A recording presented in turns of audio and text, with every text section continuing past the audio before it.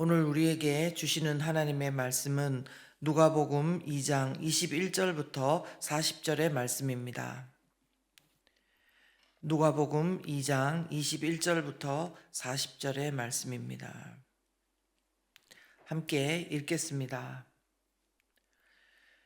할례할 8일이 되매 그 이름을 예수라 하니 곧 잉태하기 전에 천사가 일컬은 바로라. 모세의 법대로 정결 예식의 날이 참에 아기를 데리고 예루살렘에 올라가니 이는 주의 율법에 쓴 바 첫 해에 처음 난 남자마다 주의 거룩한 자라 하리라 한 대로 아기를 주께 드리고 또 주의 율법에 말씀하신 대로 산비둘기 한 쌍이나 혹은 어린 집비둘기 둘로 제사하려 함이더라.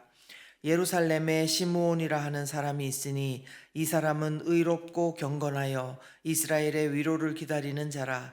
성령이 그 위에 계시더라. 그가 주의 그리스도를 보기 전에는 죽지 아니하리라 하는 성령의 지시를 받았더니 성령의 감동으로 성전에 들어가매 마침 부모가 율법의 관례대로 행하고자 하여 그 아기 예수를 데리고 오는지라. 시므온이 아기를 안고 하나님을 찬송하여 이르되 주제여 이제는 말씀하신 대로 종을 평안히 놓아 주시는도다. 내 눈이 주의 구원을 보았사오니 이는 만민 앞에 예비하신 것이요 이방을 비추는 빛이요 주의 백성 이스라엘의 영광이니이다 하니 그의 부모가 그에 대한 말들을 놀랍게 여기더라. 시몬이 그들에게 축복하고 그의 어머니 마리아에게 말하여 이르되 보라 이는 이스라엘 중 많은 사람을 패하거나 흥하게 하며 비방을 받는 표적이 되기 위하여 세움을 받았고 또 칼이 내 마음을 찌르듯 하리니 이는 여러 사람의 마음의 생각을 드러내려 함이니라 하더라. 또 아셀 지파 바누엘의 딸 안나라 하는 선지자가 있어 나이가 매우 많았더라. 그가 결혼한 후 7해 동안 남편과 함께 살다가 과부가 되고 84세가 되었더라. 이 사람이 성전을 떠나지 아니하고 주야로 금식하며 기도함으로 섬기더니 마침 이때에 나아와서 하나님께 감사하고 예루살렘의 속량을 바라는 모든 사람에게 그에 대하여 말하니라. 주의 율법을 따라 모든 일을 마치고 갈릴리로 돌아가 본 동네 나사렛에 이르니라. 아기가 자라며 강하여지고 지혜가 충만하며 하나님의 은혜가 그의 위에 있더라. 아멘. 네, 2월 12일 수요일 아침입니다. 오늘은 누가복음으로 말씀을 함께 나눕니다. 여러분, 우리가 어떤 영화나 드라마를 볼 때에 각자의 또 웃는 포인트가 있고 또 거기서 감동을 받는 그런 포인트가 있을 것입니다. 그런데 저도 때에 따라서 다르기는 하지만 뭔가 오랫동안 간절하게 바라고 애쓰고 기다리고 하다가 드디어 꿈을 이루는 그런 장면을 보면요. 저도 모르게 가슴에서 북받치는 그런 감동의 눈물을 흘릴 때가 있습니다. 그런데 오늘 본문을 묵상하면요. 본문에 나오는 두 사람, 시므온과 안나가 저는 바로 그런 사람들이 아닌가 생각합니다. 먼저 시므온이라는 사람에 대해서 25절 말씀에 보면요. 예루살렘의 사람이고 또 의롭고 경건하고 무엇보다도 이스라엘의 위로를 기다리는 자 이렇게 말씀하고 있습니다. 여기서 이스라엘의 위로를 기다린다는 것은요.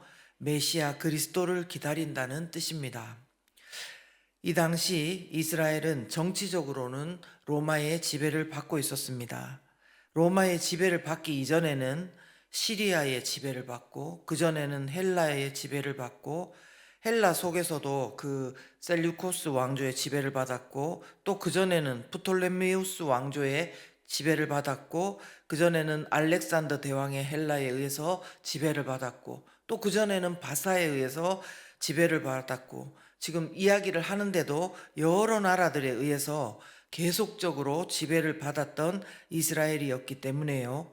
이스라엘 백성치고 메시아를 그리스도를 기다리지 않는 것이 오히려 이상할 정도였습니다. 여러분, 나라의 상황이 이랬다면 그렇다면 그들의 종교적인 영적인 상황은 어땠을 것 같습니까?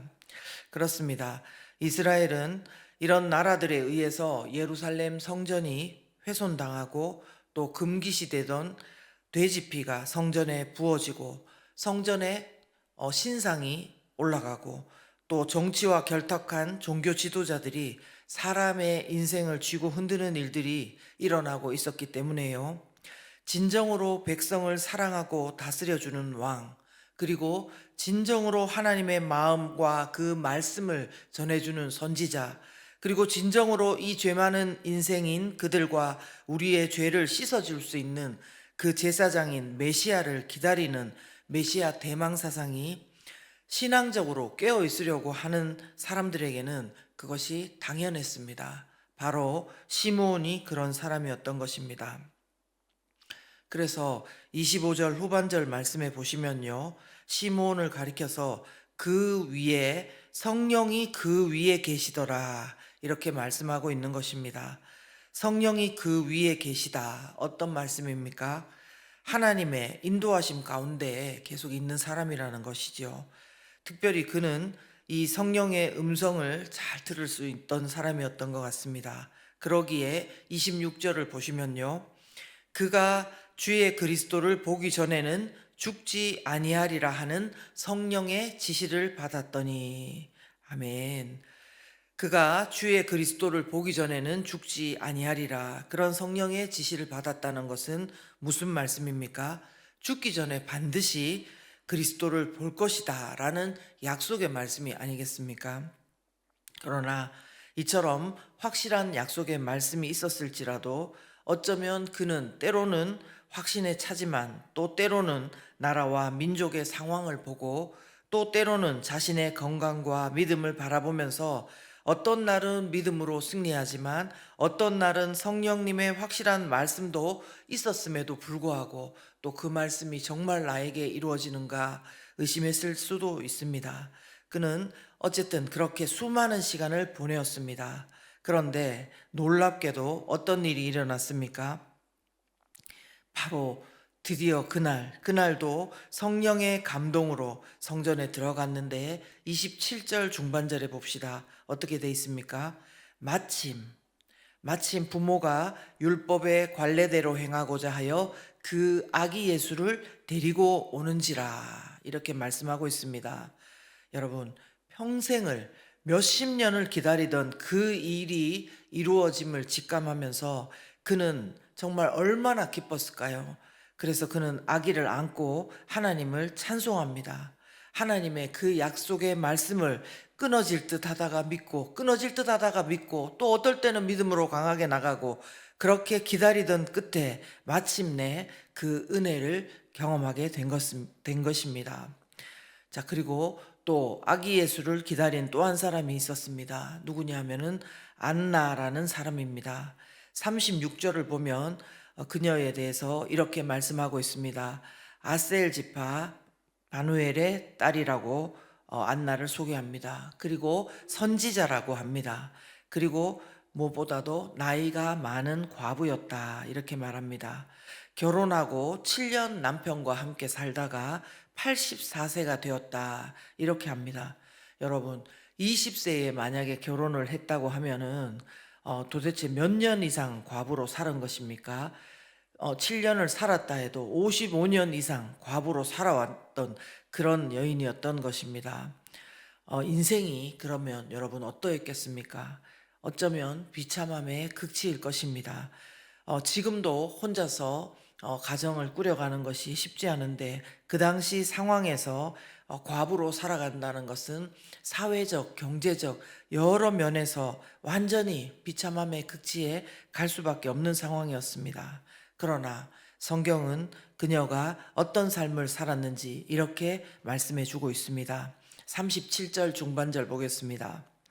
이 사람이 성전을 떠나지 아니하고 주야로 금식하며 기도함으로 섬기더니.